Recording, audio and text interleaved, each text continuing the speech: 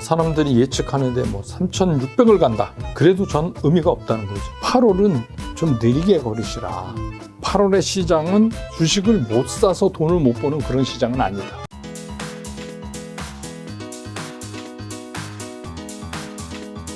조자님께서 이제 구독자 10만, 네. 100만 개미라는 채널을 이제 운영하고 계시죠. 네네. 그런 당주님께서는 이제 뭐 많은 당원들이 이제 구독자분들이 물어보시잖아요. 네네. 주식시장 지금 어떻게 보는지.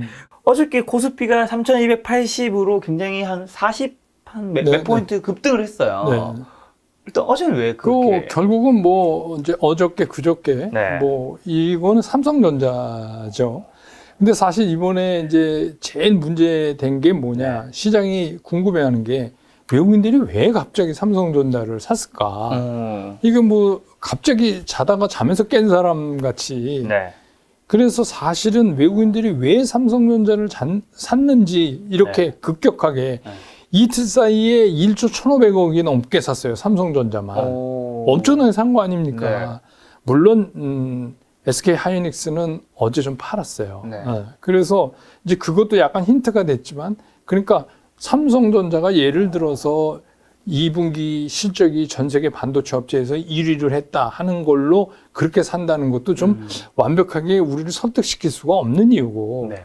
이제 또 하나는 이제 여러분 아시지만 삼성전자가 갖고 있는 어려움이라는 게 있잖아요. 네. 그게 뭐냐면 삼성전자는 지금 같은 상태에서는 외형이 정체되는 회사란 말이에요. 장사는 잘하는데 외형이 정체돼요. 그러니까 이거를 깨트리고 나가려면 삼성전자가 물건을 많이 팔아야 되는데, 뭐 경쟁자도 많고 무조건 많이 팔 수가 없잖아요.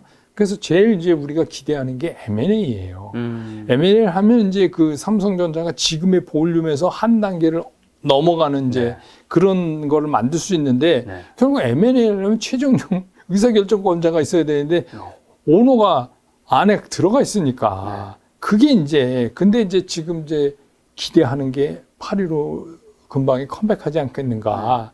뭐 그런 것도 이유의 하나일 수는 있어요. 왜냐하면 이제 아시지만 요새 뭐 반도체 회사가 TSMC도 그렇고 뭐 하여튼 그 격차, 기술의 격차 때문에 엄청난 투자를 하잖아요. 네.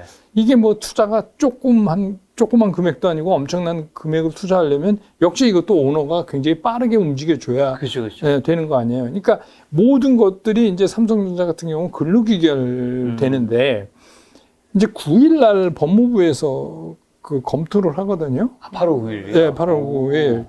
그러면 이제 뭐 나온다 못 나온다 이게 이제 결정이 되겠지만, 그래서 뭐 그런 거, 근데 그것만 갖고 갑자기 이 사람들이 느닷없이 1조 1,500억을 이틀 사이에 산다? 이것도 또 이해가 좀 안 되는 거잖아요. 그래서 지금은 사실 왜 이렇게 샀는지를 잘 모르겠어요, 시장에서도. 근데 이제 여러 가지가 복합적으로 그렇게 된 데다가 뭐 필라델피아 반도체 지수가 거래일 기준으로 한 6일을 계속해서 오르니까 뭐 이제 그런 것도 영향을 받고, 그래서 이제 복합적으로 영향을 받아서 삼성전자가 오르니까 지수가 당연히 올라가죠. 그렇죠. 지수가 올라가고, 또 이제 여러분이 아셔야 될 게 삼성전자가 오르면은 지수가 오르면서 대형주들이 움직여요. 그러면 이제 대형주들이 움직이면 그동안 대형주를 대상으로 해서 공매도를 해놨던 그 공매도 세력들이 빨리 숏 커버링을 해야 되거든요. 근데 이제 그게 뭐 우리가 이렇게 HTS나 MTS 보면 뭐 외국인 이렇게 표기되지만 사실 그게 상당히 어저께는 숏 커버링 하는 물량들이 많았어요.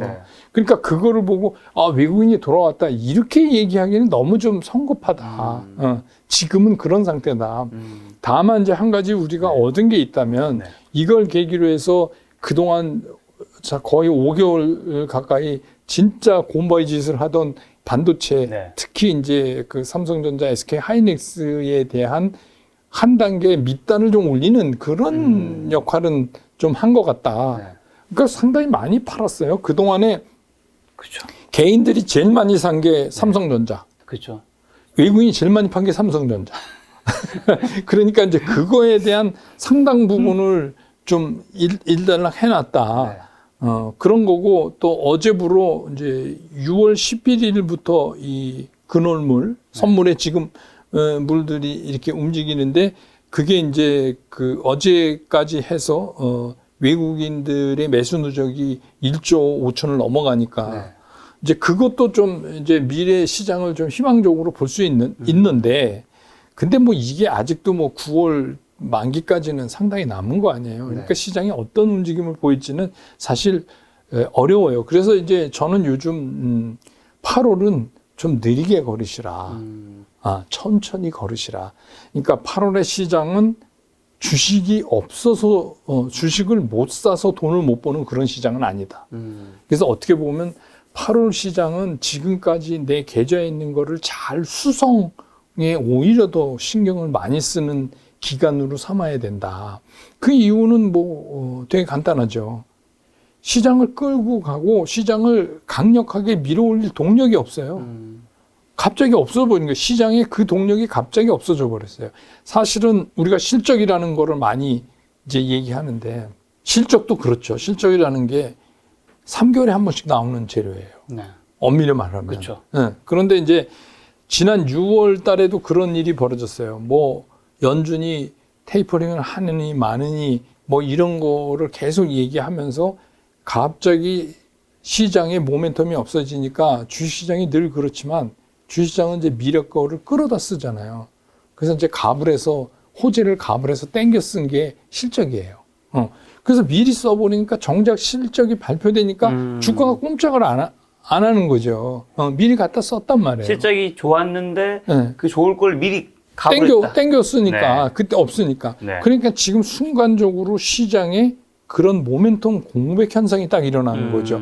근데 이런 모멘텀 공백 현상은 과거에도 자주 있어요. 네. 가끔씩. 네. 근데 이때 이제 너무 성급하게 움직이면 그런 사람들이 되게 손해를 본다. 그러니까 이런 때는 좀 천천히 네. 걸으시라. 왜 우리가 이렇게 길을 갈 때 네. 차를 타면 말할 것도 없지만 자전거 타고 휙 지나가는 것보다 네. 이게 느리게 걸어서 보면 안 보이던 게 보이잖아요. 그렇죠, 그렇죠, 그렇죠.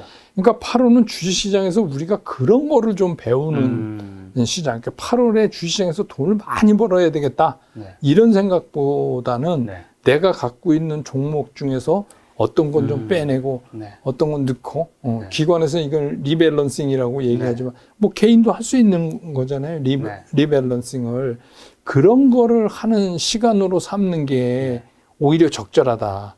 저는 그렇게 보는 거죠. 그래서 저는 뭐 시장을 8월 시장이 무조건 좋다 이렇게 보는 건 아니고 하반 경직성은 어느 정도 확보됐지만 네. 결국 어떤 수준을 오르락 내리락 그 대신에 달라지는 게 있어요. 이게 등락이 보통 플러스 마이너스 1%로 왔다 갔다 해요. 이런 현상도 과거에도 항상 있어요. 네. 그러니까 이런 현상이 일어날 때 작년에 처음 주식에 입문하신 분들은 굉장히 힘들죠. 힘들죠. 이런 걸 경험을 계속 올라갔어요. 안 해봤는데 뭐 그냥 떨어지는 게 어저께도 뭐 1.3% 오르고 떨어지면 1% 네. 넘게 떨어지고 이러면 아니 이게 도대체 무슨 시장이 이런 건가? 근데 원래 시장이 그런 거거든요. 그러니까 이런 등락이 이렇게 크게 나타나는 게 네. 요즘 같은 그 중간에 끼어지는 시장의 전형적인 거예요. 왜 그러냐면 유동성은 있는데 어디로 치고 나갈 방향을 못 잡으니까 자꾸 그렇죠. 시장 안에서 그게 도니까 굉장히 빠르게 업종 순환도 되고 그런 상황이 있는 거죠. 그러면 업종도 하나가 끌고 이렇게 못 나가요. 네. 우리 작년에 기억하실 거예요. BBIG. BBIG. 예, 그냥 BBIG만 사면 내가 아무것도 안 해도 그냥 올라갔어요. 올해는 안 그런. 올해는 하루는 BBI 중에서도 하루는 얘가 오르고 하루는 또 얘가 오르고 그러니까 정신을 못 차리는 거예요. 그러니까 포트폴리오 짜놔봤자 맨날 똑같다. 맨날 똑같은 게 아니죠. 맨날 똑같은 게 사실은 아니에요. 그러니까 포트폴리오도 중요하지만 운영을 또 어떻게 하느냐도 상당히 중요하고. 그래서 어떻게 보면 8월 시장을 통해서 네. 시장의 경험이 짧은 분들은 네. 이 시장을 좀 배우는 그런 기간으로 삼으시는 게 낫지 않나. 그러면 향후는 이제 8, 9, 10, 11, 12, 5개월 정도 남았잖아요. 지금 주식시장이 사실 1월부터 지금 3,100에서 뭐 3,300 사이로 지금 조금 저점은 조금 더 높아져 3,200, 3,300 계속 왔다 갔다 하고 있는데 어떻게 좀 보세요? 근데 이제 여기서 사람들이 예측하는데 뭐 3,600을 간다. 네. 그래도 전 의미가 없다는 거죠. 왜 의미가 없냐? 네. 3,600을 3,300에서 가봤자 네. 그거 많이 오르는 거 아니에요? 퍼센테이지로. 10% 오르는 거죠. 네. 거의. 근데 지수가 10% 오를 때 진짜 내가 가진 종목이 10% 가냐? 아니거든요. 그렇죠. 다르죠. 네, 그러니까 작년을 우리가 되돌아보면 네. 작년 11월에 갑자기 그때도 느닷없이 11월 첫날부터 삼성전자가 외국인들에 의해서 막 엄청나게 뛰기 시작했잖아요. 그게 이제 1월까지 이어졌잖아요. 그 사이에 삼성전자는 60% 올랐어요. 근데 코스피는 38%인가 뭐 이 정도 올랐고 중소형주는 16%. 네. 그러니까 이게 엄청난 차이가 지금 나는 거잖아요. 그러니까 사실 코스피 기준으로 해서 뭐 시장이 얼마 간다 이거는 이미 의미가 없는 시장이 돼버렸어요. 그러니까 여기서 이제 그 투자자분들이 신경 쓰셔야 될 건 뭐냐면 지수가 얼마 간다가 아니라 네. 그럼 내 주식은 내 주식. 그럼 내가 가지고 있는 주식들은 어떻게 움직일까에 더 신경을 쓰셔야 된다. 예, 이제는 그런 대로 그런 시장으로 시장이 완전히 바뀐 거예요. 네. 작년하고는 사뭇 다르죠. 네. 그럼 내 주식을 하셨으니까 그럼 좀 지금 어떤 섹터 및 그런 기업 쪽 좀 좋게 보세요, 당주님은? 저는 뭐 지속적으로 좋게 보는 거하고 그렇지 않은 거가 명확한데 네. 그 기준을 어떻게 잡냐면 저는 이렇게 잡는 거예요. 이쪽이 지금 돈을 벌고 있냐, 이 산업이. 예, 돈을 벌고 있냐. 첫 번째는 그게 중요하죠. 중요하죠. 지금 돈을 못 버는데, 이게 이렇게 되면 앞으로 벌 거야. 이건 소용없어요. 그거는 그만큼 리스크가 커지는 거 아니에요. 그런데 만약에 못 벌면. 그러니까 지금 벌고 있냐. 그 다음에 두 번째는 앞으로도 이 산업이 벌 수 있냐. 네. 그런 것들은 여러분들이 그 리포트를 보시면 애널리스트 네. 리포트가 엄청나게 많이 나오잖아요. 그 요새는 다 공짜잖아요. 그렇죠. 그걸 좀 보세요. 그 산업 같은 거 보시면 진짜 잘 해놨어요. 친절하게. 뭐 그래서 거기서 뭐 되게 그러죠. 목표가 얼마 이거 너무 신경 쓰지 마시고 그 증권사 목표가라는 게 12개월 후를 보는 거니까 네네. 그거보다는 여기서 어떤 점들을 들어서 이 산업의 미래를 좋게 보고 있고 어떤 점을 주의 깊게 봐야 된다고 걱정스러운 거다라고 얘기하는지를 보셔야 돼요. 네. 그래서 그런 의미로 본다면 이제 작년 같은 경우는 제가 그랬잖아요. 성장주, 가치주 뭐 이러면서 이제 주식시장이 왔는데 이제는 저는 그런 식으로 시장을 분류하는 것 자체가 좀 넌센스라고 보는 거죠. 이제는 그게 끝났어요. 왜? 작년에는 코로나 팬데믹으로 주가가 엄청나게 털썩 주저앉으니까 그랬을 땐 다 그 투자자들이 뭘 사냐 하면 꿈을 사요. 그때는 꿈을 사요. 왜냐하면 잘 되는 게 아무것도 없어요. 갑자기 이게 지구 종말처럼 막 주저앉아 버리니까. 그렇죠. 그러니까 그때는 꿈을 산다는 얘기는 뭐냐면 성장주가 갈 수밖에 없는 거예요. 거기서 무슨 경기 관련주 얘기하고 이러면 좀 웃기는 거죠. 그래서 그런 것들이 쭉 끌고 왔어요. 그러다가 이제 작년 말미에 들면서 이 산업군 쪽도 이렇게 이제 좀 거기에 맞죠. 추가되고 그 약간 양쪽의 하이브리드성이 소위 말하는 이제 뭐 우리가 얘기하는 지금 얘기하는 반도체나 자동차 같은 것들이 이 전기차 관련해서 약간 꿈도 있고 뭐 산업 쪽도 되고 뭐 이런 것들이었잖아요. 그러니까 크게 그렇게 세 가지로 이제 분류가 되는데 지금은 이 세 가지가 다 움직여야 돼요. 왜냐하면 그 과거에 폭락하기 직전까지 이미 다 왔잖아요. 주가가. 그리고 우리 시장도 그렇고 미국 시장도 그렇고 아직까지 우리가 안 가본 데를 이제부터 가야 되는데 문제는 뭐냐면 주가라는 게 항상 그렇지만 주가의 제일 매력은 쌀 때가 제일 매력 아닙니까? 근데 지금은 다 고공에 와 있어요. 그러니까 어떤 섹터건 다 고소공포증을 약간 가지고 있는 거예요. 그러니까 최근에 올해 들어서 시장이 굉장히 빠른 속도로 이렇게 순환을 그 섹터 간에 하는 이유는 뭐냐면 아무도 앞장서서 끌고 가기가 싫은 거예요. 왜? 주가가 높으니까. 그만큼 부담이 되는 거예요. 작년 같은 시장에서는 부담이 없었어요. 그래서 보통 이제 그 작년에 처음 입문하신 분들이나 그런 분들은 자꾸 작년 시장을 기준으로 삼는데 이게 작년 시장이 에브노멀이에요. 제가 보기엔 이 40몇 년 동안 저도 경험했지만 몇 번 안 되는 기회였어요. 그리고 올해가 사실은 이게 노말이에요. 그러니까 주식시장이 이렇게 돈 벌기가 어려운 데예요. 어렵죠. 네. 그러니까 올해는 작년 같은 그 뭐 시장의 분류 방법, 작년 같은 마음가짐, 작년 같은 기대 수익, 뭐 이런 거 갖고는 지금 시장에서는 거의 필패. 네. 그러니까 시장이 바뀌면 내가 투자하는 스타일을 빨리 시장에 맞춰서 네. 바꿔야 된다.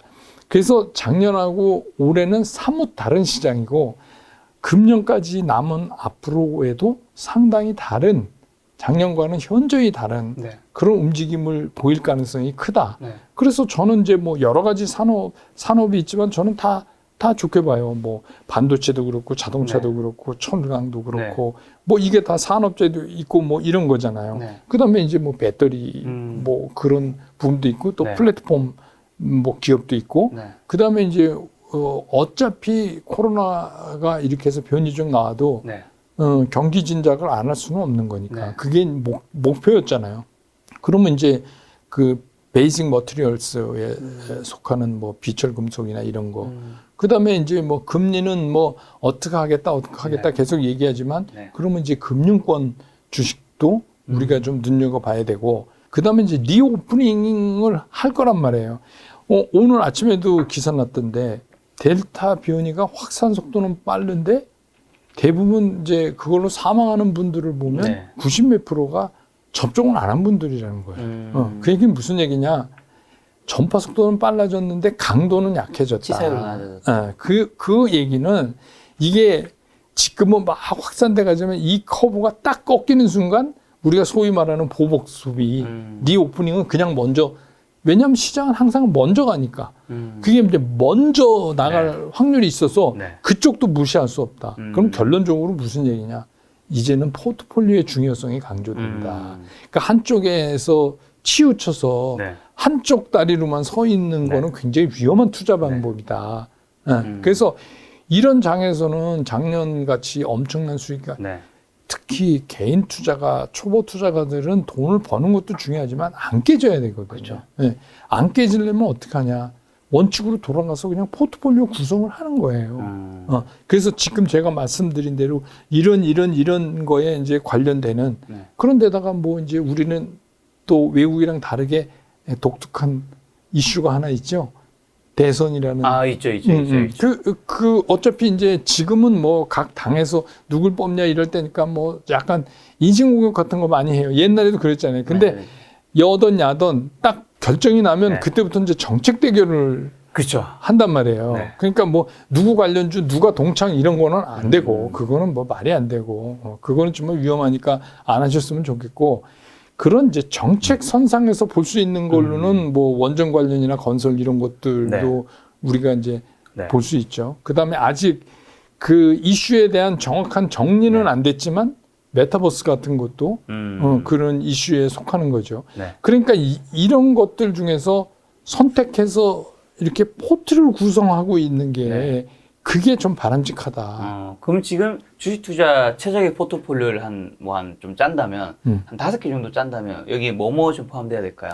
그거는 이제 사람마다 좀 달라서. 근데 이제 그러니까 예를 들면 이런 거죠. 어떤 분들은 뭐 플랫폼하고 뭐 배터리하고 바이오하고 짰다 이러면 옛날에 BBIG 아닙니까? 그렇죠. 그럼 그건 짜나 마나예요.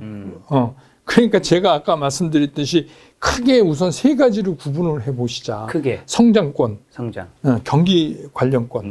그 다음에 이제 중간에 있는 하이브리드. 이게 이제 뭐 반도체나 자동차. 이렇게 크게 분류를 하고 거기에 이제 이슈성. 이렇게 하면 크게 4분류. 이슈랑 아까 말한 대선 공략. 내지는 뭐 메타버스. 뭐 그러니까 이렇게 하면 크게 4가지. 4덩어리로 우리가 이제 구분할 수 있잖아요. 그 중에서 이제 자기가 조사하고 나는 저 기업에 대한 신뢰가 있고 미래도 돈을 잘 벌 거에 대한 그런 거를 나는 믿는다. 뭐 그런 걸로 이제 구성을 하는 거죠. 그러니까 이제 경험이 짧으신 분들은 예를 들어서 현대차, 기아차, 모비스 이렇게 구성하면 그건 포트폴리오가 아니죠. 아니죠. 그러니까 제 말씀은 큰 구분으로 한 4덩어리 정도 구분을 해놓고 그 안에서 이제 맞춰서 넣는 작업이 필요하죠. 근데 이 4가지의 분류도 자기 성향에 따라서 난 그래도 성장 쪽에 더 네. 무게를 두겠다 이러면 이쪽 포션을 조금 늘리는 거고 네. 나머지는 포션을 줄이는 거고 그래서 제가 이제 이런 말씀도 드려요. 그냥 초보 투자자가 돈이 적으시면 한 주라도 사십시오. 이게 사서 내 계좌에 갖고 계신 거하고 아닌 거하고는 엄청난 차이가 납니다. 일단 내 계좌에 있으면 자꾸 들여다보고 관심을 쓰게 되고 그렇죠. 버리고 나면은 그 많은 종목 중에서 네. 그게 눈에 안 띄잖아요. 네. 그러니까 그렇게 이제 말씀을 많이 드리죠. 그래서 어차피 올해 하반기에는 결국은 포트폴리오를 잘 짜야 되고 네. 첫째, 두 번째는 운영을 잘해야 되고 이게 포트폴리오라는 게 이런 분들이 있어요. 저도 네. 이제 댓글에서 많이 듣는데 아니 포트폴리오를 짜놨더니 맨날 하나는 오르고 하나는 떨어지고 그렇죠. 하나는 오르고 하나는 떨어지고 맨날 보면 그 타령이다. 네. 그러니까 그분은 운영을 안 하는 거예요. 짜기만 하고. 네. 그럼 짜기만 하고 운영을 안 하면 포트폴리오 왜 짭니까? 그건 짤 이유가 없는 네, 거죠. 네. 예를 들어서 A, B, C, D라는 이렇게 포트가 있어요. 네. 성격이 다른. 근데 어떤 날은 A가 올라요. 그러니까 A가 많이 올라서 이 정도면 수익률이 내가 일부 익절을 해서 이익 챙겨도 되겠다. 네, 차익 실현. 차익실을 하는 거죠. 네. 그것도 일부 하셔야 돼요. 왜냐하면 다 하면 다시 사기 힘들어요. 그러니까 일부 하시고 나면 그 다음에 또 D가 이번에는 올라가잖아요. 근데 이제 여기서 문제는 기대 수익이에요. 그러면 내가 얼마큼 올랐을 때 팔아야 되느냐. 네. 이것도 뭐 예를 들면 이렇게 질문하시는 분들 계세요. 7%입니까? 10%입니까? 이거 기대 수익이. 그러니까요. 예. 근데 그거는 이제 각자의 문제죠. 각자의 문제인데 분명한 건 뭐냐면 작년에 시장이 우리한테 너무 화려한 수익률을 경험시켜줬기 때문에 네. 사실 10% 나면 요새 엄청나게 많이 난 거거든요. 그렇죠. 예. 근데 경우에 따라서 이틀 사이에 나올 수도 있어요. 근데 그거를 그냥 생각 안 하시는 거예요. 근데 지금 은행 금리가 얼마인데 10%면 어딥니까? 그러면 그때는 부분 익절을 하셔야 된다. 그게 운영이에요. 그러니까 좀 바쁘지만 주식 잘 하시는 분들은 이 포트에 따르는 운영 방법이 다 달라서 매일 바쁩니다. 네. 그렇게 매일 바쁘게 움직여서 운영한 대가로 수익을 얻는 게 주식 투자예요. 근데 포트에 담아만 놓고 가만두면 진짜 맨날 그 자리일지도 몰라요. 그렇죠. 지금 이렇게 장이 좀 재미없고 행보할 때일수록 그대로 포트가 자기 뭐 종목이 몇 가지 10가지가 있으면 그대로 두면 또 안 된다는 건가요? 오히려 이제 그러니까 제가 느리게 걷는다. 네. 8호는 느리게 걸으시죠. 네. 천천히 걸으시죠라고 네. 드리는 말씀은 어떤 의미냐면 네. 매매 같은 거를 너무 흥분해서 막 오르면 쫓아가서 사고 그렇죠. 떨어지면 실망해서 던지고 이런 거를 하지 마시라는 얘기지. 네. 제가 그랬잖아요. 눈에 안 보이던 게 보이기 시작합니다. 느리게 걸으면. 그 얘기는 뭐냐면 내가 가지고 있는 계좌의 포트가 정말 내가 잘 짜진 건가. 혹시 내가 현대차, 기아차, 모비스를 담아놓고 포트라고 생각하지는 않는가. 이런 걸 점검하셔야 된다는 거예요. 점검해서 아닌 거는 일부 줄이고 다른 거를 넣고 그리고 뭐 작년부터 포트 짜서 가만히 가지고 계신 분들은 보나마나 요새 새로 이슈되는 거는 없을 텐데 그럼 이런 거를 좀 일부 편입을 해볼까. 이렇게 해서 그거를 이제 기관들이 그런 걸 하는 거 우리가 이제 리밸런싱 이렇게 얘기하는데 그렇죠. 개인도 리밸런싱 해야 된다니까요. 네, 맨날 그 주식만 살 수는 없잖아요. 그러니까 그거를 리밸런싱 하는 그런 기간으로 삼으시라는 거예요. 그러니까 시장을 좀 관망할 때가 사실은 더 바쁜 거예요. 시장이 한쪽으로 방향을 잡으면 그냥 가면 돼요. 근데 이렇게 이제 일정한 박스권 안에서 시장이 계속 빙빙빙빙 도울 때가 사실은 더 많이 리포트도 읽고 더 많이 생각하고 찾아보고 내 계좌에 있는 게 잘 짜여진 건가 이걸 확인하고 이러실 필요가 있는 거죠. 사실 현금도 어떻게 보면 포트의 하나잖아요. 네. 지금 현금 보유 비중 어느 정도 좀 가져가야 될까요? 사람마다 다르지만 이제 저는 이제 제가 하는 거기에서는 늘 그렇게 말씀드려요. 지금은 한 30% 정도는 현금이 왜냐하면 이런 장에서는 어떻게 보면 최고의 종목이 현금일지도 모릅니다. 그게 왜 그러냐면 지금 이제 시장을 구성하고 있는 거를 뭐가 어디랑 뭐 MOU를 맺어서 어땠다 해서 주가 뭐 이렇게 하루 이틀 오르고 이런 거 말고 근본적으로 시장을 제일 먼저 시장에 그 자극을 주는 거는 수급이에요. 시장의 수급이 어떻게 되느냐. 근데 그 수급의 결정적인 게 특히 우리 시장에서는 외국인이에요.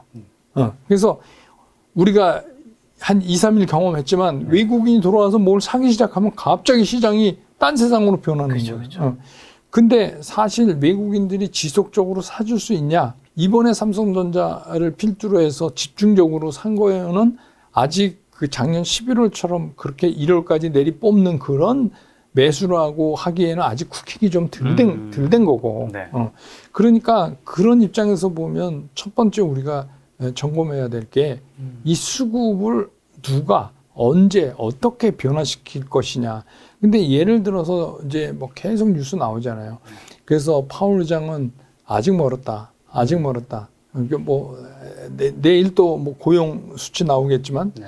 그 뭐 이제 계속 그렇게 그러니까 둘 다 딜레마예요. 내일 고용 수치가 생각보다 좋게 나오면 그러면 테이퍼링이 빨라질 거고 이제 늦게 나오면 야 늦게 나왔으니까 이제 여기다가 어떻게 돈을 줘요? 이거 또 뒤로 또 물러가. 근데 뒤로 물려놓는 게 영구적인 해결이 아니라 그쵸. 숙제를 좀 밀어놓는 거니까 그쵸. 문제는 뭐냐면 안 한 숙제가 점점 커져요. 그 날짜가. 그렇기 때문에 지금 시장은 항시적으로 여기 끌어안고 있는 걱정거리 중에 하나는 유동성 축소예요. 네. 근데 시장 참여자들은 그 누구도 미국 시장도 그렇지만 좋은 쪽으로만 해석하려고 하니까 원래 시장은 낙관론자들이 많기 때문에 좋은 쪽으로 해석하려고 그래요.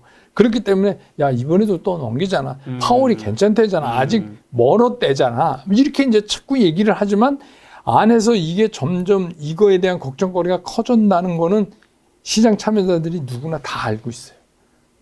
그러니까 수급 면에서 보면 어때요? 수급을 탁 치고 나갈 뭐가 없잖아요, 지금.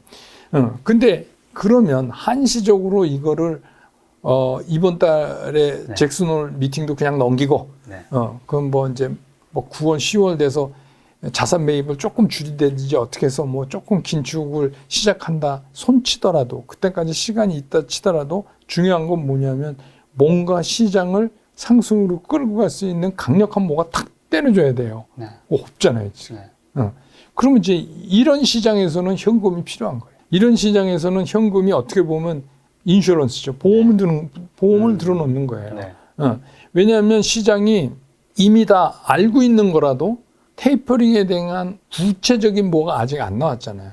그냥 뭐 그 12개 연방은행 총재들이 그냥 가끔씩 자기 의견 얘기하는 거. 그래서 하루는 매파 의견, 하루는 비둘기파 의견 왔다 갔다 지금 그러고 있지만 이게 공식적으로 거론되기 시작하면 시장이 굉장히 신경질적 반응을 보입니다. 왜냐하면 이거는 다른 재료랑 달라요. 수급 재료는. 다른 재료는 이미 그거 뭐 반영됐습니다. 이렇게 넘길 수 있지만 수급 재료, 그러니까 전체적인 수급을 흔드는 재료는 시장이 반드시 반응을 해요. 그것도 어떻게 하냐면 신경질적으로 반응합니다.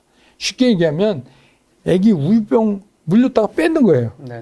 근데 다 먹었어. 10분에 8 먹었어. 그래도 애기는 아주 발작을 하면서 울어요. 시장이 이제 그렇다는 거예요. 왜 그러냐면 과거에도 테이퍼링 몇 차례 했을 때 시장은 다 그랬어요. 알고 있는 거라도 일단은 단기적으로는 하락하겠습니다.